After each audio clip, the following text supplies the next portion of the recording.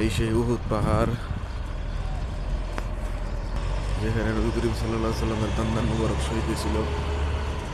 পাহাড়টা এত বড়, এত উঁচু, মোবাইল ফোনে কতটুকু দেখা যাচ্ছে বলা যাচ্ছে না। পাহাড়টা অনেক উঁচু, অনেক। এখানে উঠতে আমার মনে হয় আমার মিনিমাম 1 ঘন্টা লেগে যাবে, এত বড় এত উঁচু পাহাড়। এটা উহুদ মসজিদ, যাওয়ার সময় ভালোভাবে দেখাবো না। এই যে পুরোটা পাহাড়ে ঘেরা, চতুর্মুড়া পাহাড়। আর মূলত উহুদ পাহাড় হচ্ছে এটা, এই যে এটা উহুদ পাহাড়। এই যে এটা হচ্ছে মসজিদ, উহুদ মসজিদ। এটা উহুদ মসজিদ, উহুদ পাহাড়।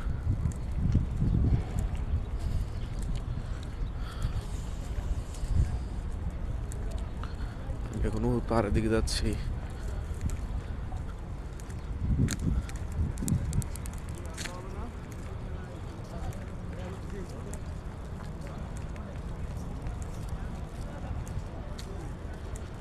উহুদ পাহাড়।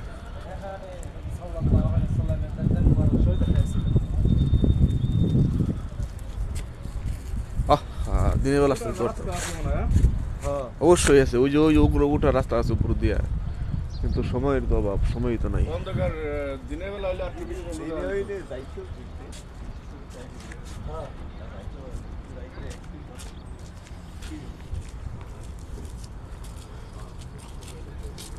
যাইতে পারলাম না। উহুদ পাহাড়ের যতটুক দেখাইতে পারছি ততটুকুই, আরো অনেকটা দূরে 10-15 মিনিট হাঁটতে হবে আরো, কিন্তু লাগতেছে অনেকটা কাছে, অনেকটাই দূরে আরো। তোমাদের গাড়ি টাইম দেওয়া হয়েছে আধা ঘন্টা, এই জন্য আর ওইদিকে দেওয়া হইলো না। তাছাড়া এখনো অন্ধকার রাত, কেবল 4টা বাজে রাত্রে, আজান হয়নি এখনো।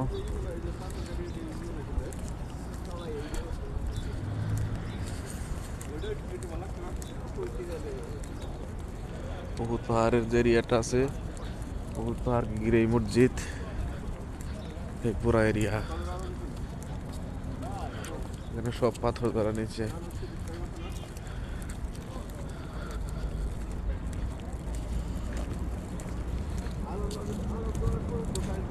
এই যে বাউন্ডারিটা দেখা যাচ্ছে, এই যে বাউন্ডারিটা, বিশাল বাউন্ডারি। এই বাউন্ডারিতে 70 জন সাহাবীর কবর দেওয়া হয়েছে। হযরত আমির হামজা রাদিয়াল্লাহু তাআলা আনহু, নবী করিম সাল্লাল্লাহু আলাইহি ওয়াসাল্লামের চাচা হযরত আমির হামজার কবর এটার ভিতরে, সে সহ 70 জন সাহাবীর কবর দেওয়া এটার ভিতরে। 70 জন সাহাবীর কবর দেওয়া এটার ভিতরে। উহুদ মসজিদ হচ্ছে এটা, বিশাল মসজিদ, উহুদ মসজিদ। এই যে কবরটা দেখাই, কবরটা দেখেন না, আছে কবরের ভিতরে কোনো মোজাহিদ পাথর দ্বারা কারুকাজ না, আছে কোনো, না আছে কোনো ফুলের সমারোহ। এই সেই বাউন্ডারি, এই সেই কবর, এই যে কবর। এখানে দেওয়া আছে 70 জন সাহাবীর কবর এটার ভিতরেই। হযরত আমির হামজা শহরের ভিতরে 70 জন সাহাবীর কবর দেওয়া।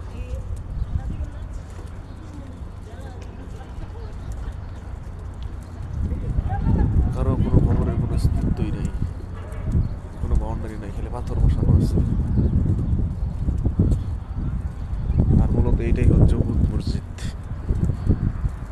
এখান থেকে সামনের একটা সাইড এত বড়, ভিতরে এখানে 2 রাকাত নামাজ পড়লাম তাহিয়াতুল মসজিদ।